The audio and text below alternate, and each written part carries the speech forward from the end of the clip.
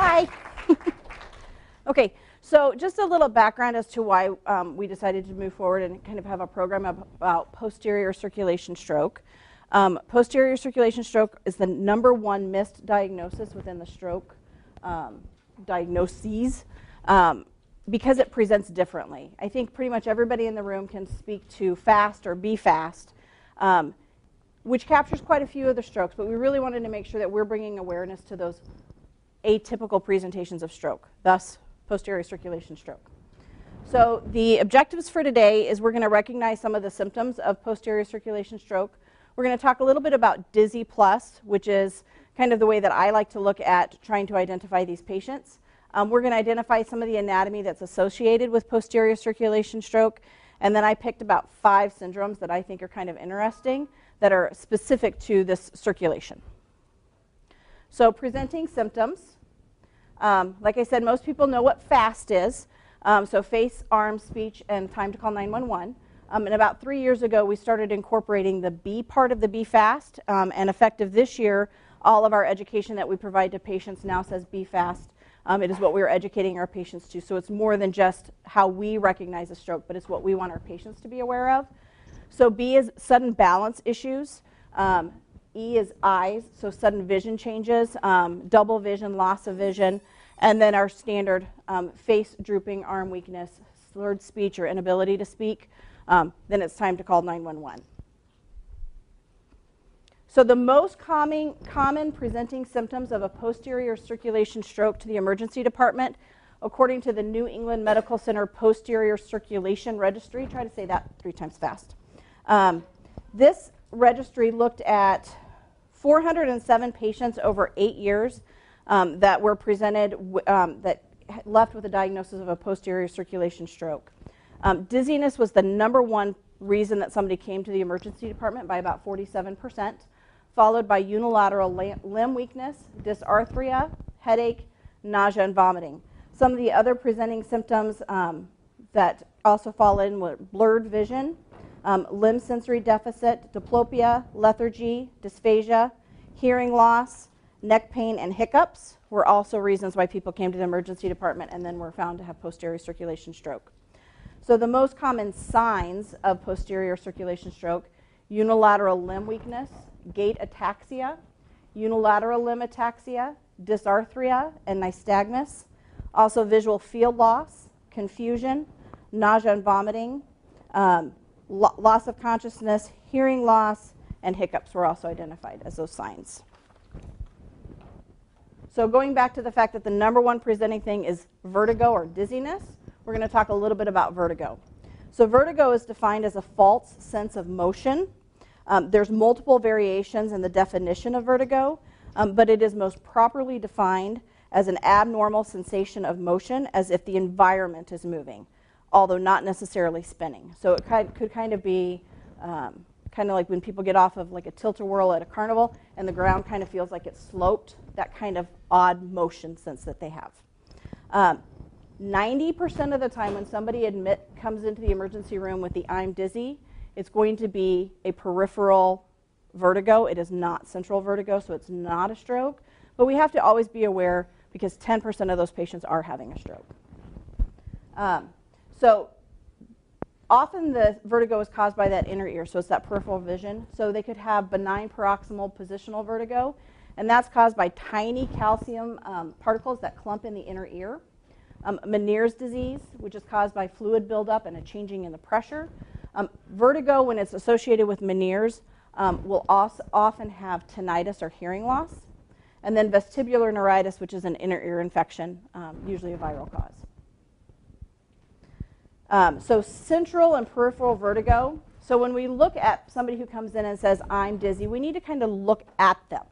If they have nystagmus, and the nystagmus kind of goes one direction, the other direction, up and down, kind of at an angle, it's probably peripheral. When somebody has a central vertigo and they have nystagmus, it's usually side to side. Occasionally it can be a vertical, but it's only going one direction, so it doesn't go random directions. Somebody with peripheral vertigo, they may have some mild to moderate kind of unsteadiness when they walk, but they can usually still walk a straight line. With somebody with central vertigo, they can have pretty severe imbalance where they're unable to walk, or when you sit them up, they lean one direction or the other. Those people are probably a central vertigo. And then they can have nausea and vomiting. It can be with both. Severe nausea and vomiting is usually associated with the peripheral vertigo. Hearing loss is common with peripheral vertigo, but it's rare with central vertigo. So dizzy plus, primary presentation, the patient comes in and says, I'm dizzy, things don't feel right, I have vertigo. We need to ask probing questions. What is your dizzy like? What other symptoms do you have? So don't just take the word that I'm dizzy as what's going on and it's probably an ear infection, because a lot of people say I'm dizzy, but it could mean several different things. So we want to ask, with your dizziness, do you have double vision? Do you have any vision changes? Are you having any difficulty speaking? Sometimes the patient may not be aware that their speech is slurred, but their family member might. So if a family or a loved one comes with them, ask them, does their speech sound like it normally does? They may have some dysphagia, so difficulty swallowing. So ask them, are you able to swallow your pills? Have you been able to eat and drink since this took place? Did you have any problems swallowing? And then dystaxia or ataxia. Look at how they're walking. Look at how they're moving things. I get a lot of questions from people asking me to explain ataxia, and the best way that I can explain it is when somebody is really, really drunk and they go to pick up a cup and their hand is, they're just kind of sloppy with it, and when they take it up, it's just everything is kind of almost forceful, and when they put it down, it's almost like they slam the cup down, and they're just not coordinated. That's your dystaxia. Now, they may also have motor sensory deficits, which can mimic an anterior circulation. So they could have limb weakness or limb numbness. So going back to peripheral versus central, when we're looking at somebody who's potentially a stroke, central vertigo, they're going to have, it's going to be acute. It could last days to hours or days to weeks. Moving their head may not change, may not make their dizziness worse or better. Nystagmus. So again, like what I said earlier, if it's peripheral, the nystagmus could go all sorts of directions. And they're going to have a beat to their nystagmus. So I've got a video coming up in a little bit that'll kind of show you a little bit more about nystagmus. But when you look at somebody with nystagmus, the fast beat, so the harder beat, goes one direction. With somebody with peripheral vision, if they look to the left, that beat is going to go to the left. If they look to the right, the beat's going to go to the right. Somebody with central nystagmus, when they look to the left, it's going to beat to the left. When they look to the right, it's going to beat to the left. So it doesn't change direction. The ataxia is going to be present more often in a central vertigo or a central cause. So the Hintz exam. The Hintz exam is more accurate in diagnosing a posterior circulation stroke than an MRI. An MRI has, let me look at the statistics, I think it's a 19% chance of giving you a false negative. Whereas the Hintz exam is almost 100% accurate. Hintz exam can be done if the patient comes in with acute dizziness and they have nystagmus. I have a video that will kind of show. Vertigo. This video is about who to perform the Hintz exam on, how to perform it, and how to interpret the findings. The Hintz exam is used when a patient presents with many hours or days of ongoing continuous vertigo, nausea and/or vomiting, some difficulty walking. Their vertigo gets worse when they change position, such as going from reclined to standing, and importantly, you can observe spontaneous nystagmus. Most of these patients will be suffering from vestibular neuritis, a benign cause, but some will be having a stroke. The Hintz exam is used to reliably diagnose vestibular neuritis and thus rule out stroke. There are three components to the Hintz exam: nystagmus, test of vertical skew, and the head impulse test. Nystagmus you observe in primary gaze, where they're looking straight ahead, and in lateral gaze, where you ask them to look to the left and right. In this normal volunteer, she has no nystagmus. I almost guarantee she's a stroke coordinator. Now, when you ask them to look laterally, they might fixate on your finger if you put it there or something on the wall. So in order to take away fixation, which can suppress the nystagmus seen in vestibular neuritis, you can place a piece of paper between their head and the wall and ask them to look at the wall as if the paper isn't there. That takes away fixation, and you might see nystagmus, which you wouldn't see without the piece of paper. In this patient with vestibular neuritis, observe his nystagmus. Just look to the left again. So if you see that pressure goes to the left when he's beating, that's that left. Look to the right.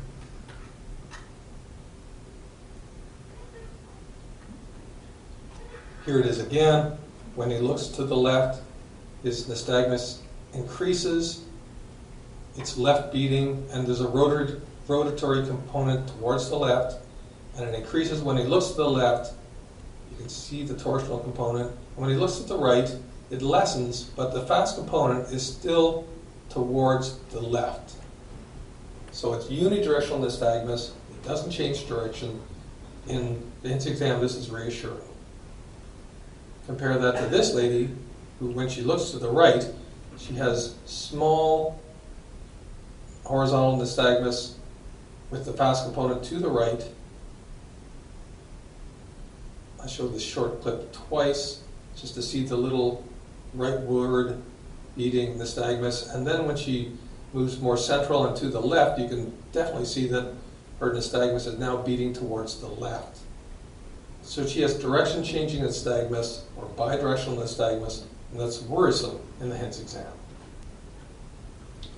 The next component of the HINTS exam is the test of skew. You observe this by doing the cover-uncover test. You simply take your hand and place it over the patient's eye and move it to cover the other eye, and observe if there's any vertical movement of the eye when it's uncovered. In this patient, observe how when I first take away my hand from his right eye, that the right eye will go medially and upward. And then when I take my hand away from the left eye, it goes immediately and downward. It gets a little less as we go along, but there's definitely some vertical skew deviation, which is worrisome in the HINTS exam. Upward and medially, downward and medially, upward again. So this abnormal vertical skew deviation is worrisome in the HINTS exam. The head impulse test will be abnormal if you have vestibular neuritis. The head impulse test is looking to see if you have a nerve problem.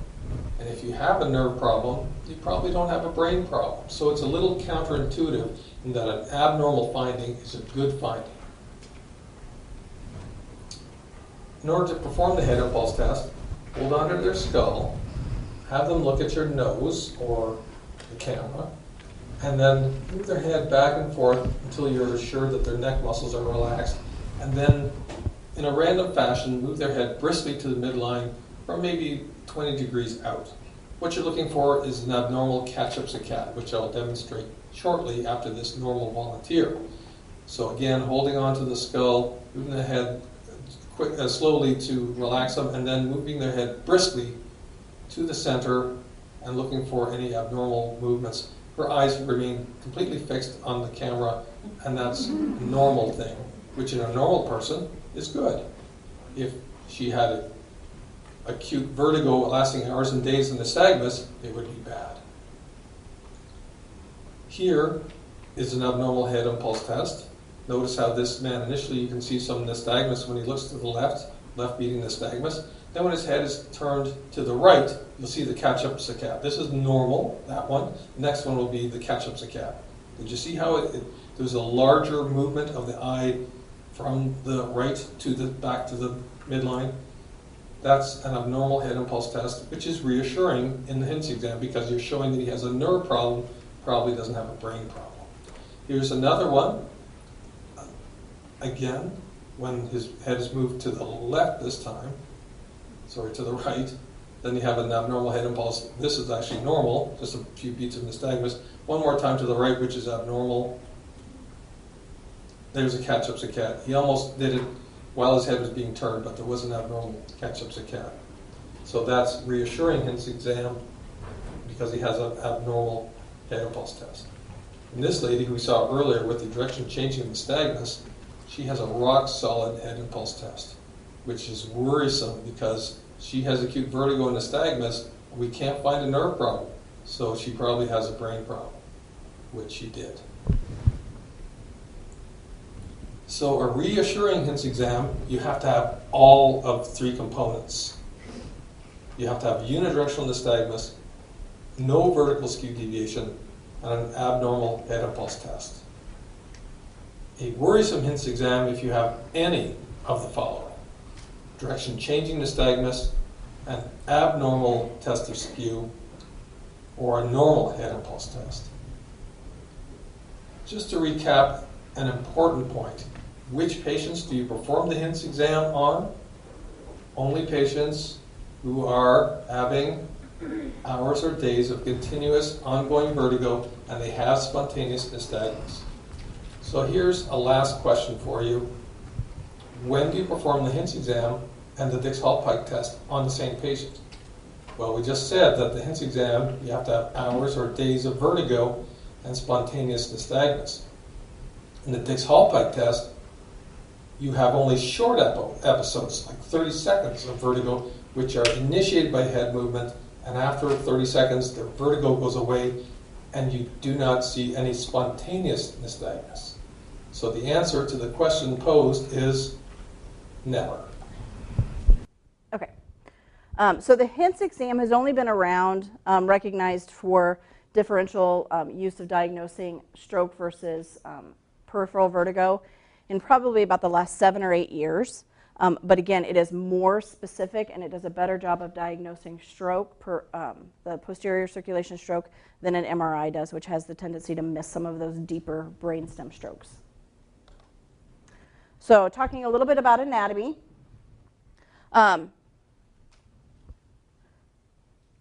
area in yellow are the arteries that are feeding that posterior area.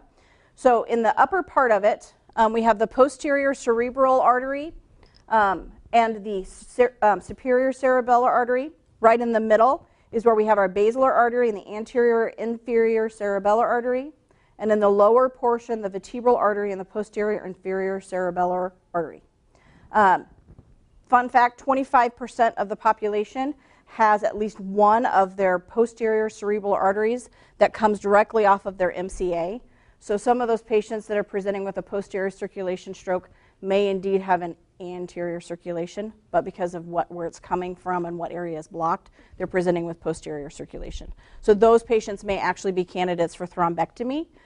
Patients with a posterior circulation stroke are less likely to be candidates where they can go in and actually pull the clot out because they just can't get to that circulation as well. There are some physicians that are doing basilar artery, but usually those patients are excluded from that procedure. So the areas of the brain that are affected by the occlusion in the vertebrobasilar arterial system, we're looking at the cerebellum and the brainstem.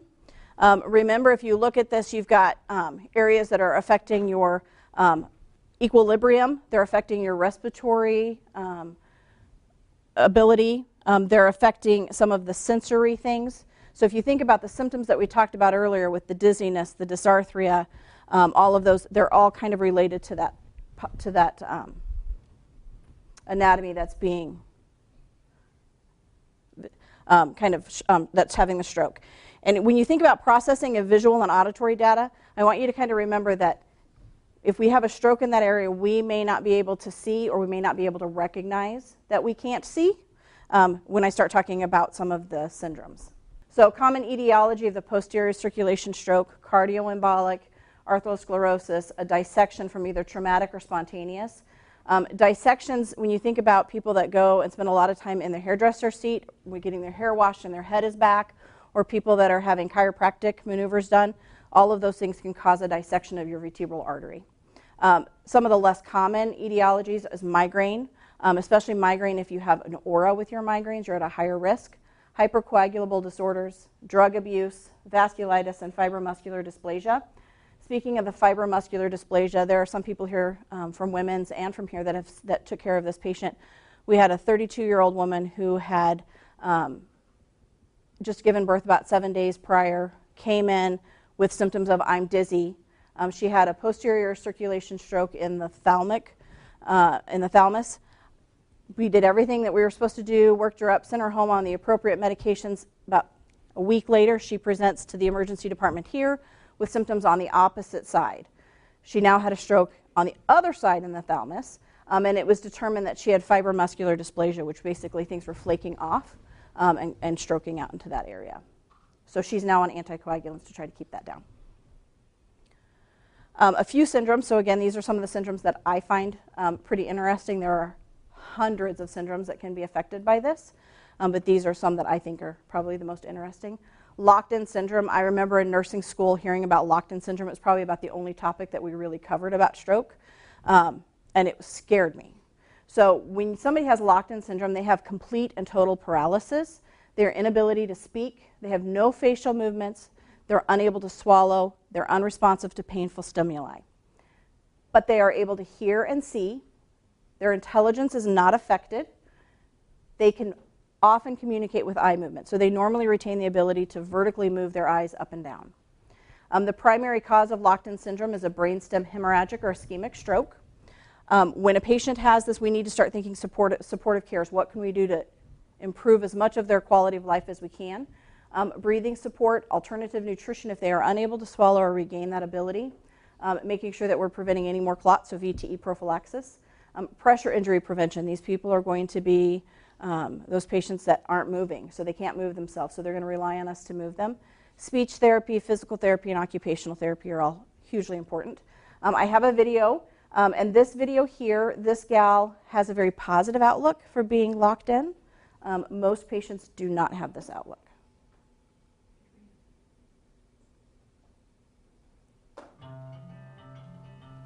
I picked it because she's got a really great accent. I would be considered a high achiever. Learning was a passion and still is. A real self-starter. I travelled Australia and loved the outdoors. I was very physically active, competing at high levels in netball and middle distance running. Even though I cannot do all those normal activities you associate with living, such as walking and talking, I have a big reason for getting out of bed in the morning. I have a purpose that is about achieving, doing the impossible, and challenging myself to go that little bit further every day. This is her sister speaking for her. Who helps me? Peter, first and foremost.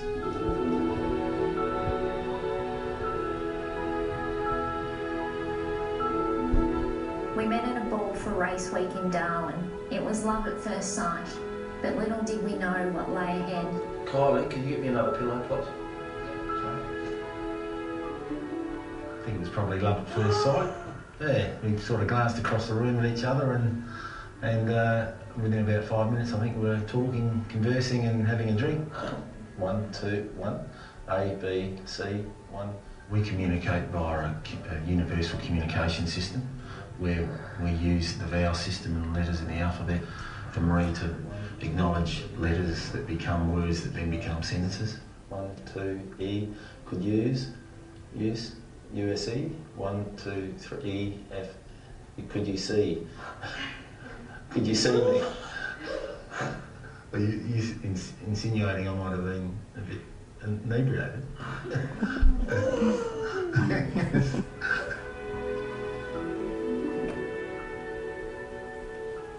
I suffered the stroke very soon after moving to Whyalla to be with Pete. He was my inspiration for survival. Well, Marie had been complaining a couple of days beforehand of some serious headaches and wouldn't go to the doctor after numerous requests from myself. And yeah, she just got up one morning, went and had a shower, and came back into the bedroom to get dressed and collapsed and had this massive stroke. So yeah, it was pretty devastating. I thought she'd dropped dead in front of me. I thought she'd died.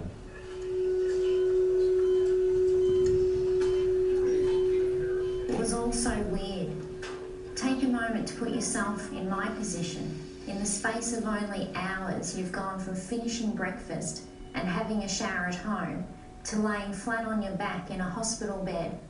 You cannot move anything. You cannot talk, and at this early stage, you cannot see. There are tubes up your nose, and someone has cut a hole in your throat and inserted another tube so you can breathe.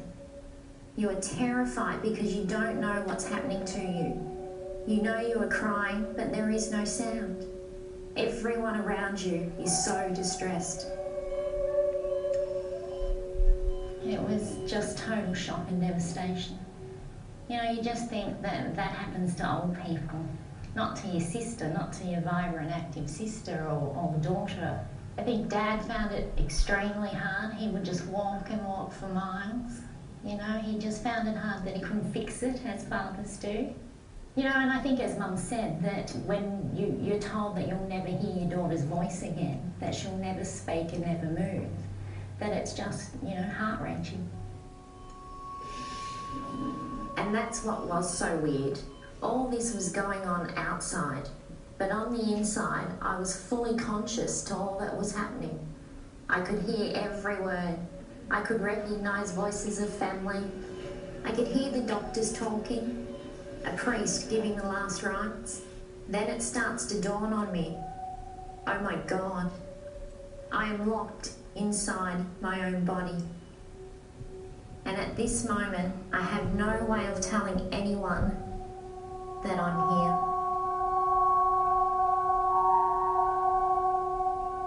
Many hours later, amongst the noise, confusion and chaos of that first day, there was a defining moment.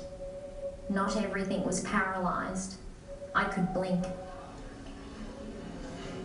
You just can't get any closer to the edge than a doctor saying to you, Marie, do you want to live? Blink once for yes and twice for no. I put every ounce of my being into that blink. It was the biggest decision of my life.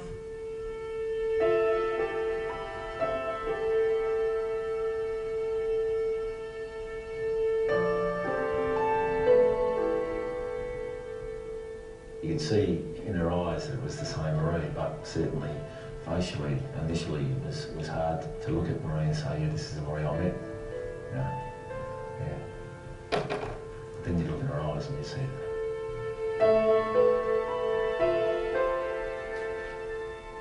What do I love about Peter? He has stood by me and stands for me, no matter how tough things get. We understand each other completely. When there are things that need to be said and done that I cannot physically do, he has been my voice and legs for 17 years. 1, 2, he punishing me. You couldn't imagine life without me punishing you daily. Is that right? Yeah. And how do I feel about that? Good.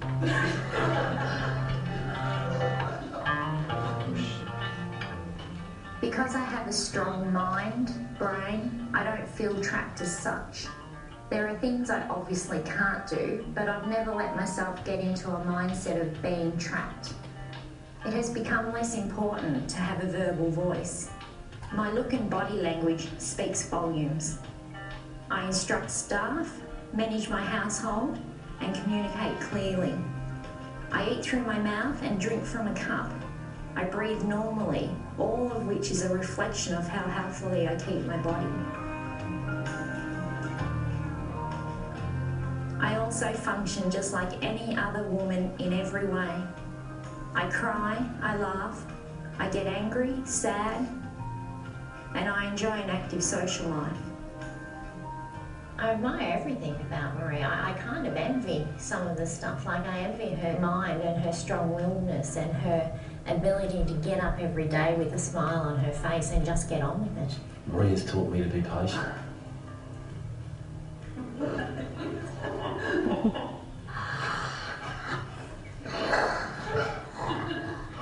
Is that convincing enough?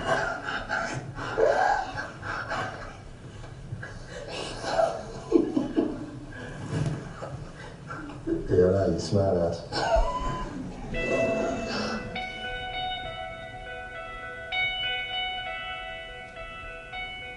I'm so lucky to have had 2 lives, an abled life and a disabled life. How amazing is that? Yeah, I mean, certainly we're soulmates. You just gotta do it. You gotta be there to give Marie all the love and support that she needs. It's a pretty big journey she's on. I have come to understand that your body is just the vehicle that carries your brain around. And as long as that is functioning, then you'll never be trapped.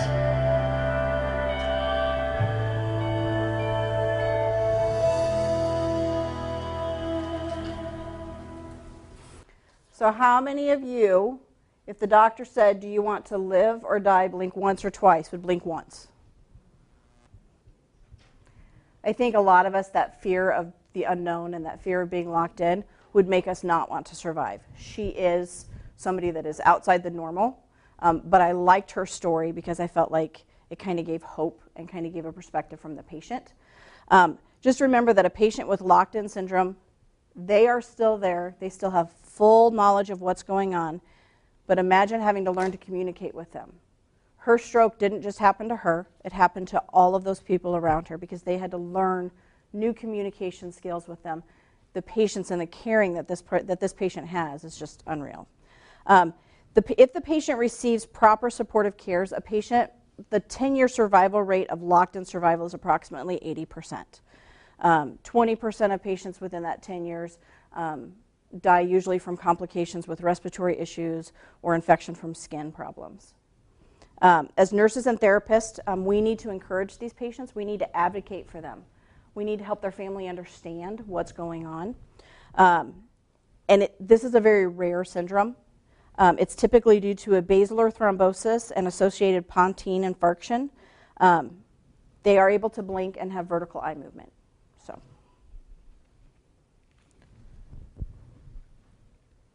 Wallenberg syndrome. So Wallenberg syndrome, you have symptoms of hoarseness, nausea, vomiting, hiccups, nystagmus, inability or decrease in ability to sweat, body temperature sensation issues, dizziness, ataxia, balance difficulties, and swallowing difficulties. It's usually caused by a stroke in the lateral medulla. And again, supportive cares for this patient is going to be speech therapy, antiemetics, physical therapy, occupational therapy, tube feedings.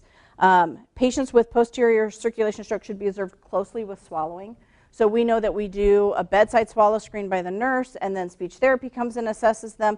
And if they pass, how often do we go in and we make sure that they're swallowing on later days? Somebody with Wallenberg syndrome may be able to pass that initial screening and that initial evaluation by speech therapy.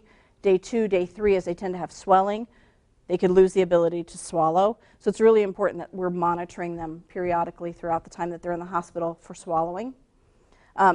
This is a relatively common presentation.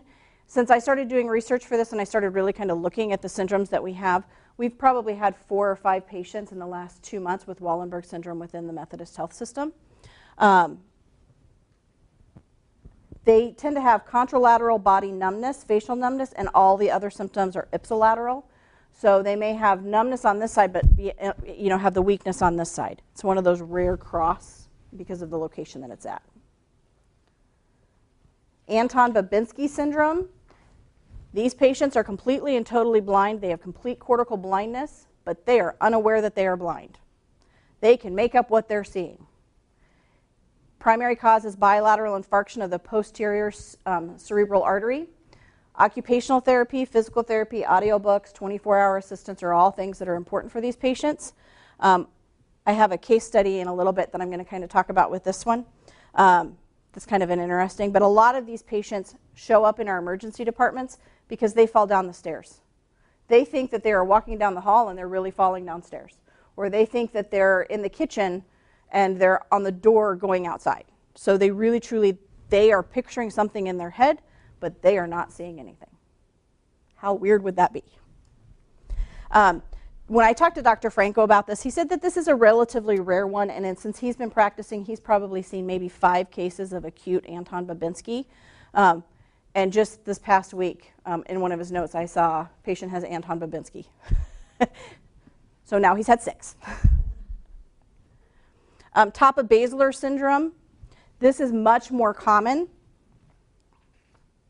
So the symptoms, they may hallucinate and have behavioral changes. They may have alternating abnormalities of alertness. So they may be truly alert, hyper alert, aware of what's going on, and then the next minute they are completely obtunded. And then they kind of go back and forth. So they can have disorientation, visual oculomotor deficits, and cortical blindness. Primary cause is thromboembolic occlusions of the distal third or top of the basilar artery. These are the patients that may be candidates for thrombectomy. The surgeons that do this over at the Nebraska Med Center, they look at case by case. They don't go for all basilar arteries, but these are some that they might be able to get. These are often missed due to patient confusion.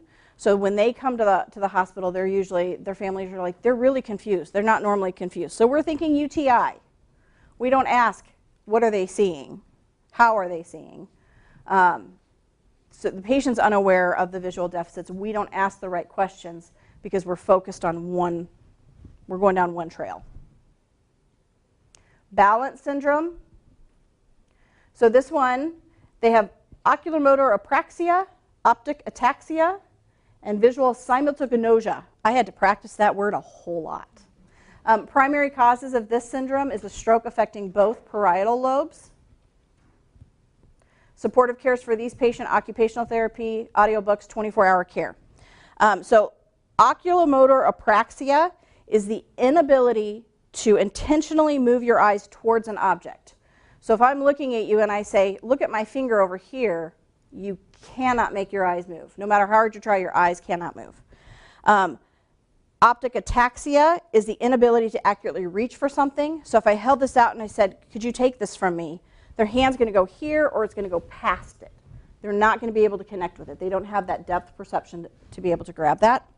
And then visual simultagnosia is the inability to see the whole picture. So when we're doing the NIH stroke scale and we're showing that picture to patients that has the woman washing dishes and the kid getting a cookie out of the cookie jar and falling over, they see one half of it. They cannot see the whole picture, or they can only focus on one item.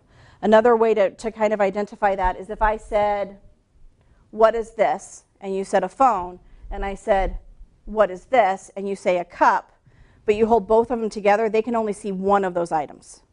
No matter how you move it around, they can only see one item. And if you try to get them to really focus on something, they tend to focus behind and see whatever's behind you. So a short video.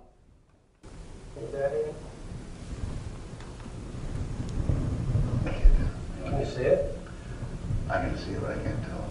I can't reach it. You seem to do better with your left hand. And take a crack at it if I hold it up close here. All right, how about now that you touched it with that hand, can you reach with the other hand and grab it? With your right hand? With my right hand? No, I can't. Try to wiggle it? Does moving it help you at all? Nah, well, It does a little bit. So motion sort of pulls you toward it. Like.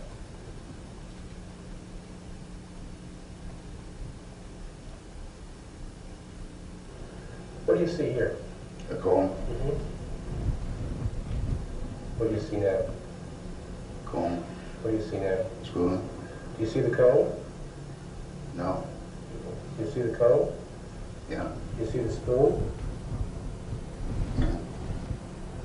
What do you see now? I see the spoon, What do you see now? comb, Do you see a spoon at all? yeah, Okay. Can you see what? Just tell me what you see. I see what looks like a blackboard with some writing on it. And there is a blackboard with some writing right behind it. So when you lost track of what was there, you picked up whatever was right in front of you. And you can see the writing. So your acuity's okay. You can see the writing. So let's kind of talk about a few case studies. So some of these case studies were developed from patients that we've taken care of within the Methodist Health System, and some of them are ones that I've either gotten from other stroke coordinators or from the internet. So Julie is a 68-year-old female who says, when I got up from my nap, I couldn't find the door. She became more confused over the next 2 days. She couldn't dial the phone. She couldn't find her cabinets, so she couldn't eat. Her daughter became concerned when she hadn't heard from her mom. She said, I'm having trouble with my eyes. So her daughter made her appointment with an ophthalmologist. Her vision test was 20/30 without glasses and 20/20 with glasses. The ophthalmologist referred this patient to a neurologist. What syndrome do we think this might be? It's Valiant syndrome. So her CT scan shows a bilateral parietal and occipital lobe infarct. Since her symptoms had started at least 2 days prior to when she presented to the neurologist, she was not a candidate for IV thrombolytic therapy. Her history is she's got hyperlipidemia, but she's intolerant to statin. She gets muscle cramps. Hypertension, she's on lisinopril and hydrochlorothiazide, and she's pre-diabetic. Her last hemoglobin A1C 6 months ago was 6.0. Her stroke was determined to be cardioembolic. Patient was DC'd on a low-dose statin, and she's going to follow up with her primary care physician to determine if she's tolerating it or not. She's staying on lisinopril hydrochlorothiazide. She's now started on metformin and Eliquis. A special note about statins, when you get patients that say that I'm resistant to statin, I can't tolerate them, I get muscle cramps, we should always see if the physician will order a vitamin D level. There is research that shows that if somebody has a low vitamin D level, they're more likely to have that adverse reaction to a statin. So if we can get their vitamin D level, then they can take the statin and we can kind of control that risk factor. Craig is a 59-year-old male. He presents with complaints of weakness over the last 2 hours. He also complains of hoarseness and blurry vision. He had a medication change to some of his blood pressure medicine about a week ago. He recently had a cold, but he thought he was over it, but now I kind of got this hoarse voice again. He had come in from a business trip the night before. In the ED, his assessment was positive for dysarthria. The stroke alert was called by the ED physician, and the CT was negative for a bleed. Reassessment of the patient now, the patient has complaints of blurry vision. We're thinking TPA. We're getting everything ready to start TPA. The patient's family arrives. As we're going through and we're double checking and asking them, last time known well, when's the last time that you saw this patient to be at their baseline? When he came in from the airport the night before. Everybody was up. They said hello to him. Everybody went to bed. They got up in the morning, figured he was tired from his business trip, let him sleep. They left for work. So he was outside of the window for IV TPA because we have 4.5 hours from last time known to be normal. His NIH in the emergency department was a 1 for slurred speech. And just as a side note, most people with a posterior circulation stroke, their NIH stroke scale will be a 0 or less than 3. So we normally think these are mild strokes, but they tend to have bigger deficits because dizziness and things like that can kind of affect every part of your life.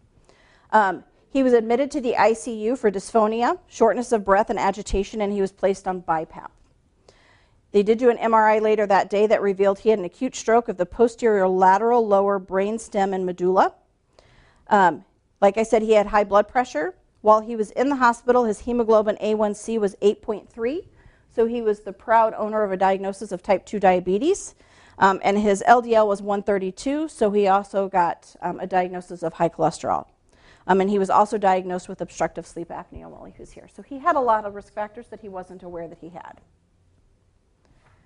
On this image, if you can see, it's kind of a blurry little vision, this little bright area of white, that is actually where the area of stroke was on him. He did have Wallenberg syndrome. He did fail his modified swallow study that was done. They placed a Dobhoff. The patient was not able to tolerate the Dobhoff. So we continued to do alternative methods that we could to try to keep him hydrated and with good nutrition. On day 7, they were considering a PEG tube. He asked for one more modified swallow study. He was able to pass that, so he did not have to get a PEG tube, was discharged to acute rehab 8 days after admission, and then later discharged to home, able to swallow again. So, Susan is a 78-year-old female. She was found by her husband to be unresponsive after a nap. He couldn't get her to wake up. CT scan was negative for any acute findings, but there were some old infarcts noted. The patient was known in the emergency department to be on opioid medications for long-standing back pain.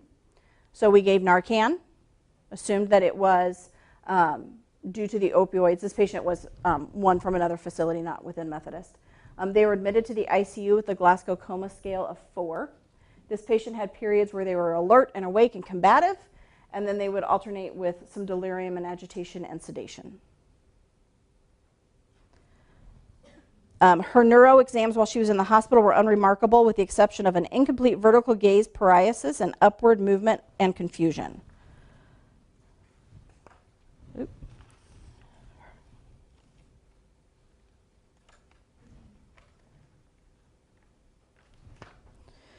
On day 4 of hospitalization, the patient was transferred out of the ICU with a sitter and no definite diagnosis. We still didn't know what was causing it.